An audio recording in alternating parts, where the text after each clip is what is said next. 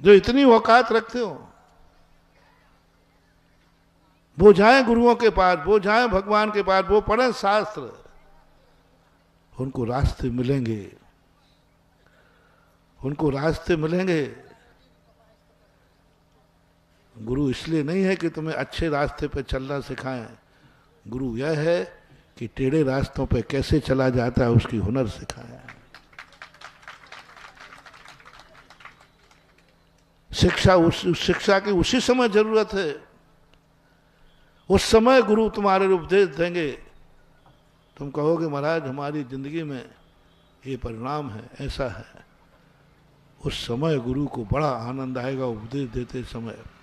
ऐसे विद्यार्थी को, ऐसे सिख विद्यार्थी को ऐसा आनंद आएगा कि वह व्यक्ति इन सब विपरीत परिस्थितियों में भी पूरे परिवार को हंसाएगा और स्वयं भी हंसेगा, पुण्यहीन भी पुण्यवान की अनुभूति करेगा। पूरा परिवार पुण्यहीन है, लेकिन उसको गर्व होगा कि मैं भली पुण्यहीन हूं, लेकिन मेरे घर का मुखिया पुण्यवान है, जो मुझे कभी उलाहना नहीं देता, टॉर्चर नहीं करता, ये नहीं कहता तुमने कौन से, सब ने कौन सा पूर्व भाव का बैर है, सब हमारे घर में पैदा हुए। कई लोगों को बुढ़ापे में माँ बाप भार बन जाते हैं, विकलांग बेटा भार बन जाता है। नहीं, उस समय गुरु कहेंगे भार नहीं मानना, भार नहीं मानना।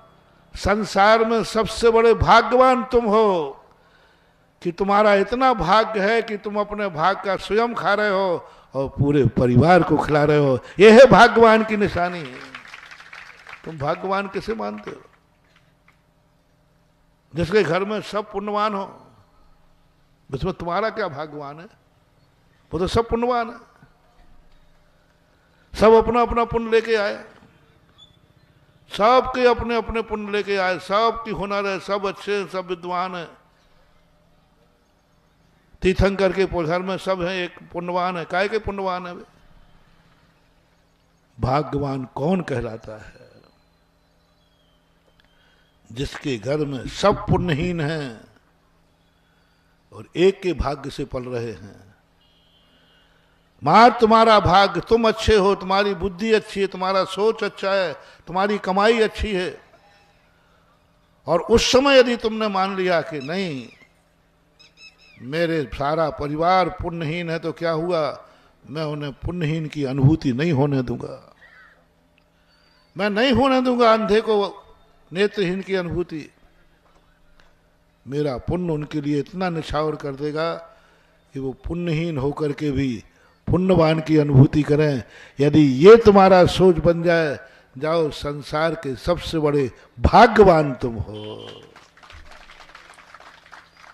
भाग्यवान। वृद्ध अवस्था के माता पिता ऐसे लगे, नहीं मम्मी पापा आप भी जवान हो, आज आप भी चिंता मत करो, आज भी आप उतना ही खर्च करो जितना कमाई में खर्च करते थे, मैं तुझे पैसों की कमी नहीं आने दूंगा। आज भी तुम वैसे ही चलोगे, मेरे कंधे पे चलोगे। फर्क इतना है कि जवानी में आप अपने पैरों से चलते थे पापा, बुढ़ापे में आप मेरे पैरों से चलोगे। मेरे पैरों में दम है कंधे पर उठाने का। मैं गिरनार की यात्रा में था। गिरनार की यात्रा बहुत कठिन है महानुभाव। मैं भी थक रहा था, बहुत थक रहा था, थोड़ा थोड़ा रुकता भी था।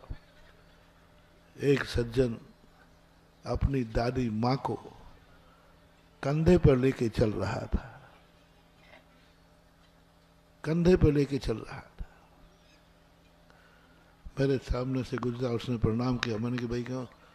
बोले माँ की एक ही इच्छा थी कि मुझे गिरनार की वंदना करा दो। तो मैंने कहा कि भैया डोली से करा दो। पैसा, मैंने सोचा शायद गरीब होगा, पैसा नहीं होगा। तो हमने कहा नहीं माँ जी को आप डोली से करा दो, हमारे साथ भक्त चल रहे थे, ये डोली कर देंगे। मैंने कहा नहीं मैं इनसे कह दूंगा, ये डोली कर देंगे, आप माँ जी को अच्छी बंद कराओ। बेटे ने पैर पकड़ लिए, बोले महाराज अभी तो मेरे पैरों में दम है कि मैं अपना और माँ का भार उठा सकता हूँ। मेरी थकान ऐसे छूमंतर हुई ऐसे छू मंतर हुई कि मैं पूरी वंदना में फिर थका ही नहीं, बस उसी माँ जी को, बेटे को याद करता रहा। बोले मेरे पैरों में दम है महाराज अभी कि माँ का भार तो उठा सकता हूं, माँ का भार उठा सकता हूं। और वो माँ को पूरी वंदना करा के आया, साथ साथ आगे पीछे करके। जैसे मैं लौट के आया वो भी लौट के आ गया। महाराज जी करा दी, मेरे जीवन तर गया। मैं कितना भाग्यवान हूँ कि आज माँ को अपने कंधों पर मैं वंदना करा के आया। मैंने उसको सहे दिल से पीछे से आशीर्वाद दिया, संसार का सबसे बड़ा भाग्यवान तू ही है।